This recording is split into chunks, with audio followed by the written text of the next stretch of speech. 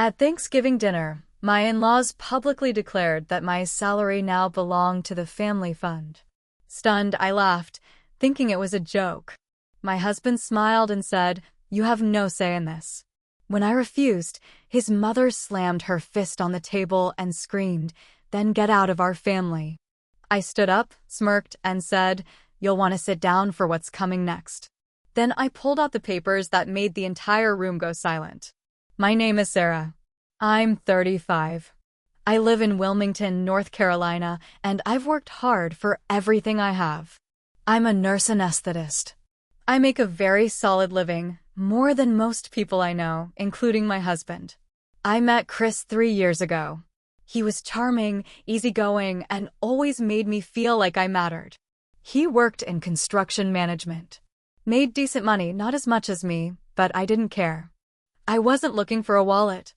I was looking for a partner. Someone solid. Someone kind. At first, he was just that. Thoughtful. Supportive. Funny in a dry way. His family, though, they were a different story. Chris came from one of those tight-knit Southern families where everything revolved around traditions and control. They lived just outside town on a big piece of land. They had rules about how holidays were done, how dinners were eaten, how the women behaved. I thought it was just old-fashioned stuff, maybe a little suffocating, but harmless. It wasn't harmless. After we got married, little things started popping up. Chris would mention his mom being worried I wasn't cooking enough. His sister would joke that I was too independent for a married woman. I started getting left out of family decisions. They always said it was nothing serious, but it added up. Chris and I had talked about finances before the wedding. I made it clear I wanted to keep our accounts separate. He had some debt, I didn't. I paid half the mortgage even though I owned the house in my name. We split bills, meals, everything. He agreed without much pushback. At least, at the time. Fast forward to Thanksgiving. This past one, we were at his parents' place. It was their usual setup, 20 people crammed around a long wooden table, food from wall to wall, and a general air of smug superiority from everyone on his side. I'd brought a homemade sweet potato pie. No one touched it. His mother made a show of cutting into her pecan pie and saying, "Some people just don't understand family recipes." Chris didn't say a word. Then, about halfway through the meal, his dad tapped his wine glass. "We have something to bring up," he said, voice all proud and serious like he was announcing a damn town hall. I looked up. Everyone else looked prepared, like they knew what was coming. His mom cleared her throat. "Sarah," she said, "now that you're a full member of this family, it's time we talk about contributing." "Contributing?" I asked. She smiled. Tight. Cold. "To the family fund." I blinked. "What family fund?" Chris leaned forward. "It's something we've always done. Everyone puts their earnings into a shared account. For the good of the family. It's how we take care of each other." I just stared. "You're saying you want my paycheck?" "All of it." Chris gave me this condescending little smile. "It just makes sense. You make the most. You'd still have a say in how it's used." I cut him off. "A say? In my money?" He shrugged. "You have no say in this. It's how we do things. You're part of the family now." I laughed. I actually laughed. I thought maybe they were playing some weird Thanksgiving prank. Then his mother slammed her fist on the table. "If you won't contribute, then get out of our family." Dead silence. No one flinched. No one defended me. Chris just sat there, like this was a normal thing to say to your daughter-in-law. I stood up. My heart was pounding. My hands were shaking. But I looked right at her and smiled. "You'll want to sit down," I said, reaching into my bag. I pulled out the folder I'd brought with me. I hadn't planned to use it that night, but something in my gut told me to bring it, just in case. First, I laid down the deed to the house. Fully in my name. Bought before we got married. He had never paid a dime toward the down payment. Then came the prenup. Ironclad. Reviewed by 2 attorneys. Signed by both of us. It stated in plain language, all premarital property remains mine. All income earned during marriage remains separate unless commingled, which I had never done. I looked around the table. This house, I said. Mine. The cars? Mine. My salary? Untouchable. And the only reason I've let any of you act like you had power over me is because I loved that man. I pointed at Chris. But he's just as weak as the rest of you. Chris stood up. Sarah, don't do this, do what? I snapped. Stand up for myself? Protect what I earned? You don't get to gaslight me into giving up everything I worked for just because you think being married means you own me. I turned to his mom. You said get out of your family? Done. I walked out, got in my car, drove straight to my friend Maya's place. I haven't gone back. And that was only the beginning. The next morning, my phone blew up. Missed calls, voicemails, texts. Chris, come home. Let's talk. His sister, you embarrassed the entire family. His mom, you're destroying Chris. I hope you're proud. I didn't answer any of them. I stayed at Maya's for a few days while I figured out my next move. Maya didn't ask questions, just handed me a cup of coffee and said, whenever you're ready. On the third day, Chris showed up at her place. He knocked on the door like nothing happened. I just want to talk, he said. I stepped outside. 5 minutes, I told him. Talk fast. He looked like hell. Red eyes, bags under them, like he hadn't slept. I didn't think it would go that way, he said. I just thought they'd be more understanding. You thought I'd just hand over my income like I was signing up for a damn cult. He flinched. It's not like that. It is exactly like that. You didn't even defend me. You planned that whole ambush with them. I didn't plan it, you let it happen. Same thing. He reached for me. I stepped back. Do you even understand what you did? I asked. He stayed quiet. I didn't marry your mother. I didn't marry a family fund. I married you. But I see now you were never really separate from them. You never left that house mentally. He tried to argue. I just wanted you to be part of the family. You wanted control. That's what this was always about. That's when I said it. I want a divorce. His face went pale, like I'd hit him with a shovel. I'll give you time to get your stuff out of my house, I said. 1 week. After that, I'm changing the locks. He didn't move. Didn't say a word. Then he whispered, "You're not serious." I walked back inside without answering. 2 days later, I got served. Chris had filed a petition to contest the prenup. I shouldn't have been surprised, but I was. He claimed I coerced him into signing and misrepresented the terms. He wanted the house, spousal support, and, get this, partial ownership of marital earnings. I stared at the paperwork, my hands cold. Maya had to remind me to breathe. I called my lawyer the same day. She read through it and said, "We'll fight it. You've got the documentation. Every transaction, every account separation. This isn't going to end the way he thinks it will." But now it was war. Chris's family started spreading rumors. His mother told people I was having an affair. His sister posted on Facebook that I'd used him and abandoned him after getting what I wanted. At work, someone I barely knew asked if it was true I'd left my husband over money. It didn't stop. Chris sent letters to my job, claimed I was mentally unstable, said I was abusing prescription drugs, tried to get me pulled from my duties. It didn't work. HR investigated, found nothing. But it scared the hell out of me. That's when I realized this wasn't about money. It was about punishment. He was angry I walked away. He wanted me to crawl back. Instead, I pulled every receipt, every email, every message. I had files going back to our first month of dating. Times he admitted he didn't want to join finances. Screenshots of his texts agreeing to the prenup. Voice memos where he told me what's yours is yours. I gave everything to my lawyer. She smiled. This will bury him. But Chris wasn't done yet. 3 weeks later, I came home from work and saw that my front door was open. He'd used his old key. He was sitting on the couch, watching TV like nothing was wrong. What the hell are you doing here? I asked. It's my house too. No, I said. You were told to stay out. I pay bills here. I have mail here. You can't kick me out. I called the police. When they arrived, Chris played the confused husband card. Said it was a misunderstanding and that we were working things out. I showed them the court documents, the temporary restraining order I'd just filed, and the prenup. They made him leave. That night, I slept with a bat by the bed. After that night, I changed the locks, installed cameras, and made sure someone was with me any time I came home. Maya stayed over most nights. I felt like a prisoner in my own house.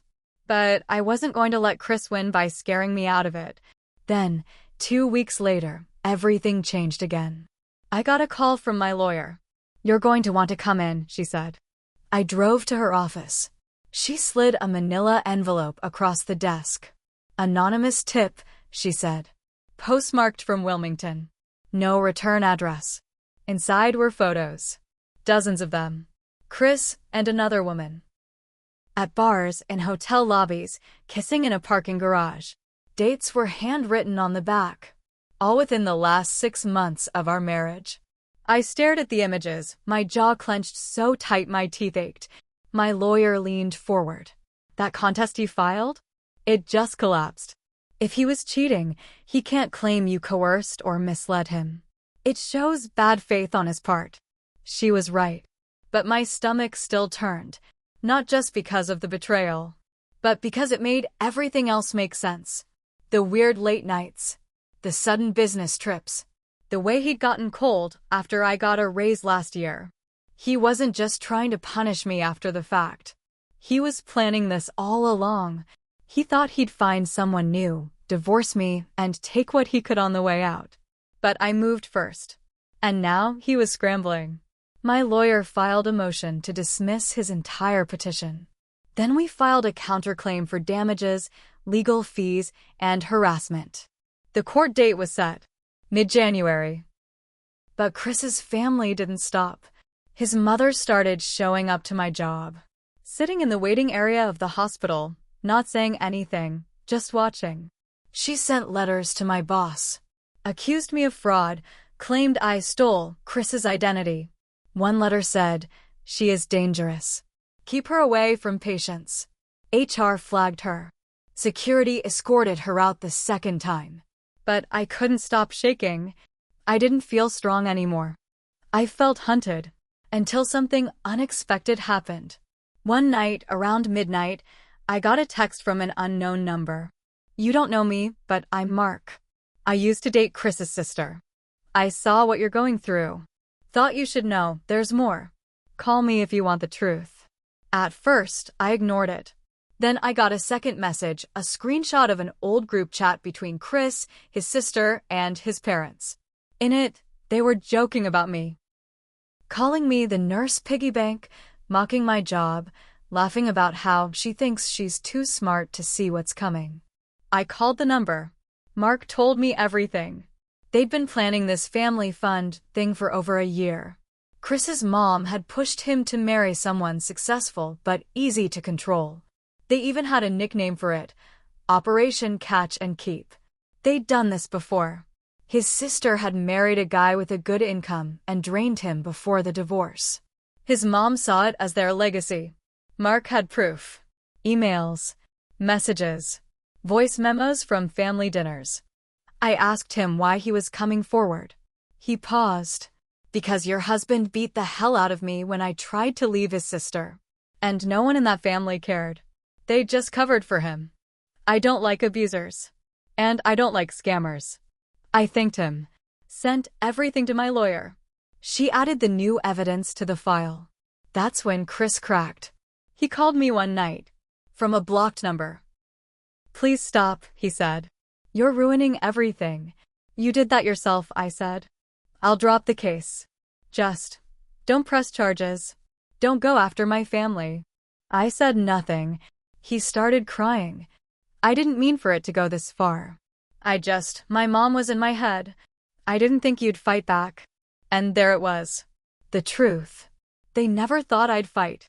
They thought I'd fold, hand over my check, and shrink down into some little wife who didn't ask questions.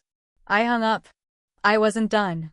The day after I hung up on Chris, I got a call from a number I didn't recognize. "Sarah," the woman said. "You don't know me, but I used to work for the Bledsoes.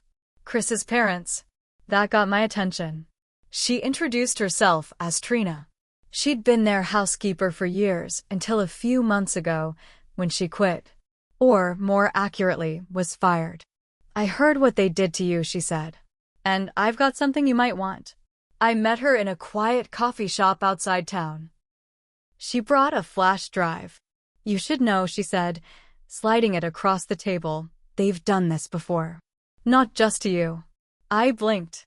"What do you mean?" "Chris's parents. They've been targeting women for years. Not just his sister's ex-husband, but Chris's last girlfriend too. The one before you. He had told me she'd cheated and ghosted him. That she was unstable. That girl didn't cheat," Trina said. She ran. She found out they were trying to get her to sign over part of her trust fund. And when she said no, they turned on her. Spread rumors. Doxed her online. Ran her out of town. I opened the drive later that night. It was packed. Photos. Recordings. Emails. Conversations between Chris and his mom about vetting new candidates. Screenshots of social media profiles. They even ranked potential women based on income and personality compliance. I felt sick. This wasn't just some toxic family. This was a goddamn operation. I took it to my lawyer. "This changes everything," she said. "We're going after them for conspiracy to commit fraud. Not just Chris, all of them." A week later, we filed the motion. The judge approved a formal investigation. Then, the media caught wind. I don't know who tipped them off. Could have been Trina. Could have been Mark. Could have been someone at the courthouse. But a local news site ran a story titled, "The Family Fund Scam. Local Woman Exposes Marriage Fraud Ring." It exploded. People came forward. 2 women from Raleigh, 1 from Charleston.